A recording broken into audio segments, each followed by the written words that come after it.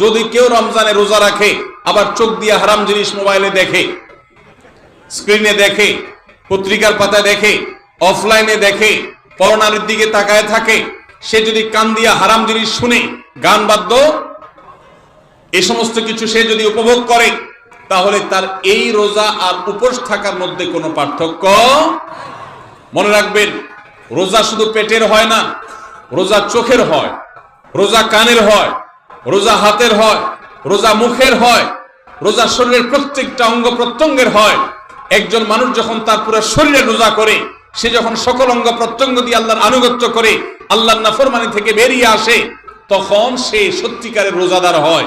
আর যে শুধুমাত্র দিনের বেলায় পানাহার বর্জন করে, যৌনাচার বর্জন করে, আর সমস্ত পাপাচার অপকর্ম সে যথারীতি অন্য সময়ের মতো রমজান মাসেও করে, এই রোজাদার পেটের রোজা রেখেছে কিন্তু তার শরীরের অন্য অন্য অঙ্গ প্রত্যঙ্গগুলো আল্লাহর কথা শুনে নাই, সো সেগুলো কিন্তু রোজা রাখে নাই।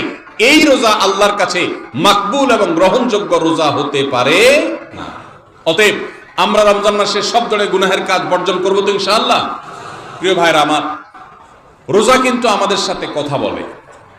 রোজার ভাষা আমরা অনেকে জানি না, কি বলে সেটা অনেকে বুঝি না, কিন্তু রোজা আমাদের সাথে কথা বলে। কি কথা?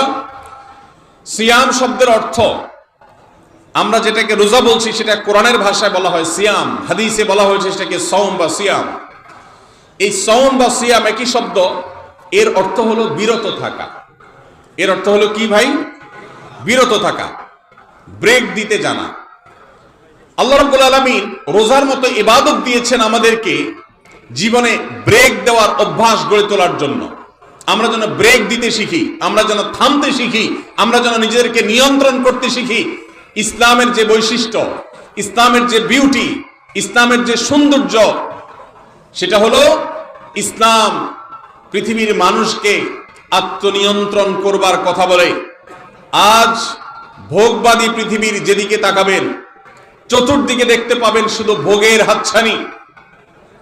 দুনিয়াটা মস্ত বড়, খাও দাও আর ফুর্তি করো, শুধুমাত্র ফুর্তি ফুর্তি এবং ফুর্তি, ভোগ এবং ভোগ এবং ভোগ। গোটা পৃথিবী আপনাকে ভোগের কথা বলবে, ত্যাগের কথা বলবে না। ইসলাম আপনাকে ত্যাগের কথা বলে। আপনি ঈদ উদযাপন করবেন, ঈদ উল ফিতর, সেখানে পর্যন্ত ইসলাম বলে আগে গরিবের বাসায় ফিতরা পৌঁছাবে, তারপর তুমি ঈদগাহে যাবে, ঈদের আনন্দ করবে। আপনি কোরবানির ঈদে পশু জবাই করে গোশত খাবেন, উৎসব করবেন। ইসলাম বলে ভালো কথা, তুমি উৎসব করবে, তোমাকে উৎসব করতেই দেওয়া হয়েছে, কিন্তু আগে গরিবের বাসায়ও এই গোশত পাঠাবে ঈদের, সেটা নিশ্চিত করবে, তার পাশাপাশি তুমি ঈদ উদযাপন করবে। আমরা যে রমজানের রোজা রাখি, এই রোজা আমাদেরকে বিরত থাকার কথা বলে। সেই বিরত থাকাটা কি? সেটা হলো আমরা যখন রোজা রাখি আমাদের পিপাসা হয়, আমাদের ক্ষুধা লাগে, পিপাসা হয়, আবার হাতের সামনে হয়তো পানিও আছে। আমার ক্ষুধা লাগে, হাতের সামনে হয়তো খাবারও আছে, কেউ দেখছেও না, সিসি ক্যামেরাও নেই, বদ্ধ রুমে কক্ষের মধ্যে, কিন্তু আমি রোজাদার। কোন রোজাদার রোজার মধ্যে খায়, পান করে? কেন? কারণ সে জানে আল্লাহ নিষেধ করেছে। আমরা যখন ইফতার সামনে নিয়ে বসে থাকি সন্ধ্যাবেলা, ভাইরা আমার, সারা বছর নাস্তা তো আল্লাহ তাআলা কম হোক বেশি হোক সবাইকে করার তৌফিক দেন, আমরা সবাই তো কম বেশি নাস্তা করি। সারা বছর আপনি যদি বুফে গিয়ে 100 আইটেমের নাস্তা দিয়েও আপনি খাবার গ্রহণ করেন, সকালের ব্রেকফাস্ট আপনি খান, ইফতারের সময় মাত্র 2-4টা আইটেম নিয়ে বসে থেকে আজানের জন্য, সূর্য ডুবার জন্য যে অপেক্ষা করেন, ওই অপেক্ষার সময় যে অবর্ণনীয় স্বাদ আর তৃপ্তি পাওয়া যায়, পৃথিবীর সমস্ত খাদ্য গ্রহণের মধ্যেও এই তৃপ্তি বা স্বাদ নাই। নবী সাল্লাল্লাহু আলাইহি ওয়াসাল্লাম সেজন্য বলেছেন, লিসাইমি ফারহাতান, রোজাদার ব্যক্তিকে দুটি আনন্দ দেওয়া হয়, ফারহাতুন ইনদা ফিতরি ওয়া ফারহাতুন ইনদা লিকাই রাব্বি। একটা আনন্দ হলো ইফতারের সময়, অবর্ণনীয়, ভাষায় প্রকাশ করবার অযোগ্য। কি ভালো লাগা কাজ করে, ইফতারের জন্য আমরা বসে আছি, খাবার সামনে আছে রকমারি, শীতল শরবত সামনে আছে, রকমারি খাবারের পসরা সাজানো আছে টেবিলে, দস্তরখানে, এদিকে পেটে ক্ষুধাও আছে, কিন্তু আমরা মিনিট গুনছি, আমরা সময় দেখছি, ঘড়ির দিকে তাকিয়ে আছি, সূর্য কখন ডুববে।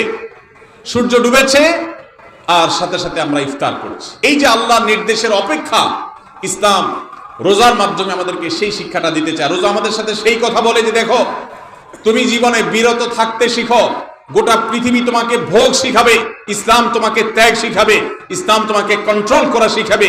আমাদের তরুণদের চরিত্রকে নষ্ট করবার জন্য, তাদেরকে নানাভাবে উস্কানি দেওয়ার জন্য, বিনোদনের নামে, নিউজের নামে, বিজ্ঞাপনের নামে, বিভিন্ন নামে অশ্লীল নানা দৃশ্য, খোলামেলা দৃশ্য তাদের সামনে দেখানো হয়, ভোগের আহ্বান করা হয়। ইসলাম বলে, হে মুসলিম তরুণ, তোমার চোখের এরিয়ার মধ্যে কোনো পরনারী, কোনো সুন্দরী নারী পড়ে গেছে, তুমি আঁচ করতে পেরেছ, সাথে সাথে তোমার দৃষ্টিকে তুমি নিয়ন্ত্রণ করো, অবনত করো। কুল্লিল মুমিনিনা ইয়াগুদ্দু মিন আবসারিহিম ওয়া ইয়াহফাযু ফুরুজাহুম। আল্লাহ বলেছেন, হে রাসূল বলে দিন ঈমানদার পুরুষদেরকে তারা যেন তাদের চোখগুলোকে নামিয়ে রাখে, তাদের সম্ভ্রমকে তারা সংরক্ষণ করে। মনে রাখবেন, যা খুশি তা করতে পারা এটা যোগ্যতা নয়। নিজেকে নিয়ন্ত্রণ করলাম, যা খুশি তা করব না, এর নাম হলো যোগ্যতা। ডায়রিয়ার রোগী ডাইরেক্ট হয়ে যায়, যা খুশি যে করে, নিজের মন যেদিকে তাকে নাচায় সেদিকে নাচে, এই লোকটা অসুস্থ মানুষের মতো। আর মুসলিম যুবক, মুসলমান মানুষ, নারী পুরুষ, সে নিজেকে নিয়ন্ত্রণ করে। আল্লাহ এটা হারাম করেছেন, আমার মন চায়, চাইলেই আমি সেটা নিতে পারি, কিন্তু আমি নেব না। আমি একটা জিনিস ধরতে পারি, আল্লাহ হারাম করেছেন, সেজন্য আমি ধরবো না। এই শিক্ষাটা রমজান আমাদেরকে দেয়। অতএব রমজানের সবচেয়ে গুরুত্বপূর্ণ আমল হলো এই 10 নম্বর আমল, সেটা হলো পাপাচার বর্জন করা। নবী সাল্লাল্লাহু আলাইহি সাল্লাম বলেছেন, যে ব্যক্তি রমজানে রোজা রাখলো আর পাপাচার বর্জন করলো না, তাহলে এই রোজা রাখার উপোস থাকার ভিতরে কোনো পার্থক্য নাই। আল্লাহ আমাদের সবাইকে রমজান মাসে রোজা থেকে সকল হারাম, সকল নাজায়েজ কাজ, সকল গুনাহের কাজ ছাড়ার তৌফিক দান করুন, বলুন আমিন। ভাইরা আমার, 11 নম্বর আমল হলো অধিক পরিমাণ দোয়া করা। রমজান মাসে রোজা রেখে আমরা বেশি বেশি দোয়া করব। চলতে ফিরতে উঠতে বসতে দোয়া করতে পারেন। আমাদের মায়েরা অনেকে শুনছেন আমাকে, রমজান মাসে আপনি গৃহস্থলী কাজ করছেন, রান্না বাড়া করছেন, ঘর ঝাড়ু দিচ্ছেন, আর মনে মনে আল্লাহর সাথে কথা বলেন। দোয়া মানে আল্লাহর সাথে কথোপকথন। আল্লাহ, আপনি আমাকে মাফ করে দেন, আমার বাবাকে মাকে মাফ করে দেন, সন্তানগুলোকে হেদায়েত দান করেন, চোখের পানি ফেলেন। নিয়মতান্ত্রিক দোয়া, বসে বসে হাত তুলে দোয়া করবেন কিবলামুখী হয়ে, আবার চলতে ফিরতে উঠতে বসতে, এমনকি ওযু নাই সে অবস্থায় দোয়া করবেন। নবী সাল্লাল্লাহু আলাইহি সাল্লাম বলেছেন, 3 ব্যক্তির দোয়া ফিরিয়ে দেওয়া হয় না। কয় ব্যক্তির দোয়া? সালাতুন লা তুরাদ্দু দাওয়াতুহুম, 3 শ্রেণী মানুষের দোয়া ফিরিয়ে দেওয়া হয় না। এর ভিতরে এক শ্রেণী হলেন মাজলুম, কারোর জুলুমের শিকার হয়েছে। এই ব্যক্তি জালেমের বিরুদ্ধে যে তার মনের আকুতি থাকে, বদদোয়া থাকে, আল্লাহ সুবহানাহু ওয়া তাআলা এটা ফিরিয়ে দেন না। এজন্য পৃথিবীর ইতিহাসের কোন জালিম আপনি দেখাতে পারবেন না যেই জালিমকে আল্লাহ ছেড়ে দিয়েছেন, আল্লাহ ছাড় দিয়েছেন কিন্তু চূড়ান্ত ভাবে ছেড়ে দিয়েছেন, এমন কোন জালিম আপনি দেখাতে পারবেন না। এজন্য ভাই, কখনো কোন অবস্থাতে কারো প্রতি আমরা জুলুম করব না। আল্লাহ আমাদেরকে সেটা মানার তৌফিক দান করুন। তাহলে 3 ব্যক্তির দোয়া কবুল হয়, ফেরত দেওয়া হয় না। তার ভিতরে একজন হলো মাজলুম, যার প্রতি আপনি জুলুম করেছেন, সে আপনার বিরুদ্ধে যে বদদোয়া করে, এটা লাগবেই লাগবে, আজ হোক আর 2 দিন পরে হোক। নাম্বার 2, মুসাফির, যে ব্যক্তি সফরে আছে, সফররত অবস্থায় সে যদি দোয়া করে, সে দোয়া আল্লাহ তাআলা কবুল করেন। 3 নম্বর হলো রোজাদার ব্যক্তি, আস-সাইম হাত্তা ইফতির, রোজাদার ব্যক্তি সারাদিন ভর রোজা করলে, ইফতার রাগ পর্যন্ত, সারাদিন দোয়া করলে ইফতার রাগ পর্যন্ত তার দোয়া কবুল হয়। এই জন্য রোজা রেখে আমরা বেশি বেশি আল্লাহর কাছে দোয়া করবো ইনশাআল্লাহ। চলতে ফিরতে উঠতে বসতে মনে মনে আল্লাহর সাথে কথা বললেন, চাওয়া দাওয়াকে পেশ করলেন, বাস এইটাই হলো দোয়া।